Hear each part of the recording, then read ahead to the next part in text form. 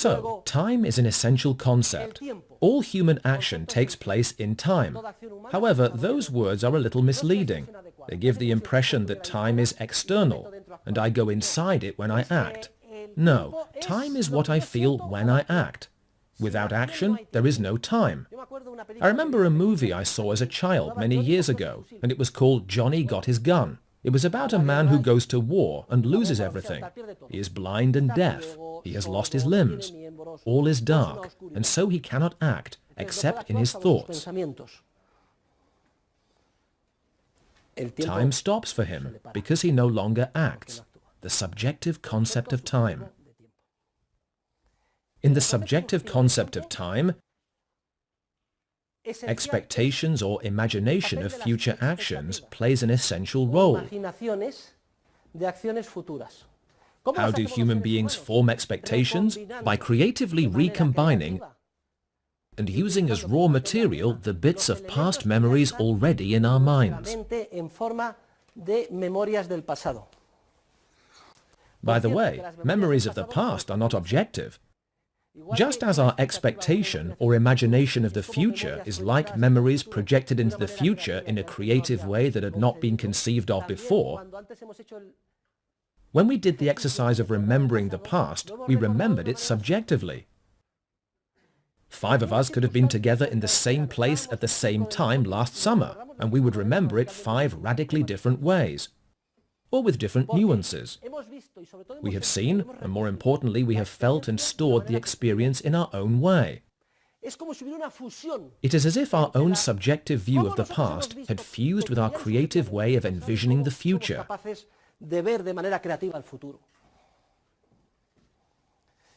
We have that capacity to recombine our subjective past experiences and creatively project them into the future. So I have a bit of the past here, another there, and another there, and they are unconnected. And then suddenly, eureka! A light goes on in my head, and I see the possibility of connecting them and writing a brilliant screenplay. An act of entrepreneurial creativity in the audio-visual field. Or a new operating system, Windows, or 2 guys in a garage who say, everybody's making big mainframes. How absurd. Why don't we make something small, a personal computer? And they go to IBM, and the bosses say, a personal computer will never be successful, and send them packing. And the guys have to leave with their personal computer.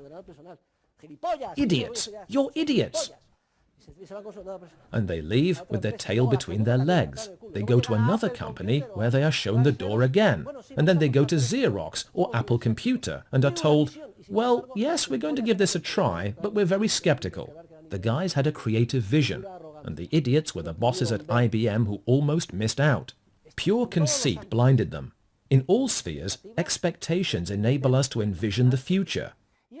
This makes the future permanently uncertain because our creative capacity allows us to discover new information from nothing. This is our nature, and it makes us dizzy. The great temptation of human beings is to react against our own creative nature and try to create a mirage of security that makes us feel safe for the future. And as we have discussed, the resulting temptation facing us is to avoid growing up, to avoid accepting responsibility, to blame others for what happens to us, or because the cursor has not arrived where we wanted without any action from us. For in economics, in the sphere of action, in our lives, the future is not to come.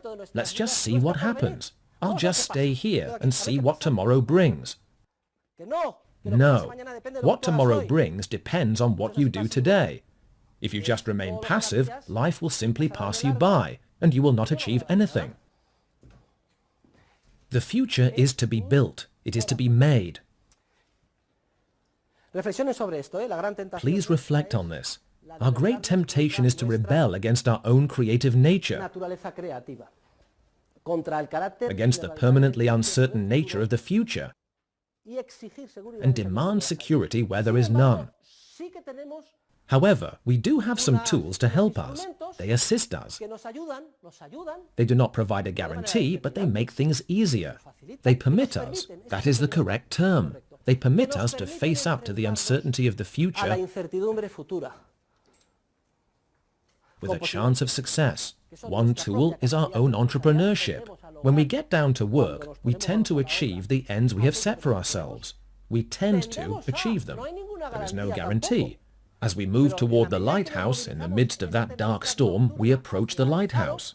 We definitely come closer to it than we would if it were invisible to us. We tend to achieve the ends we set for ourselves. Our first attempt may fail, and the second, and the third. We will have setbacks, but in the end we will come closer. The other tool that permits us to face the future consists of institutions, pattern behaviors. If I say to you, this Thursday we will either have economics class at 7 or we will not. Then after class today, everyone will be saying, there is permanent uncertainty. We just do not know. No idea. In all likelihood, we will have class.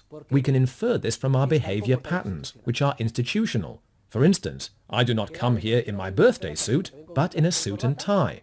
Also, we have all made a calendar. We have analog watches that tell chronological time, which is nothing like the time we experience, and we all agree to arrive at the same hour. Some come by bus, others by car, etc. So, yes, we are going to have class. Why? Because, entrepreneurially speaking, I am going to insist on having class, and because we follow rules or patterns of behavior. However, there is no guarantee, nor is it certain that we will have class. Thousands of events could occur to frustrate next Thursday's class. Nevertheless, our near-automatic institutional behavior and entrepreneurial alertness tend to help us achieve what we desire, and that gives us a false sense of certainty about the future.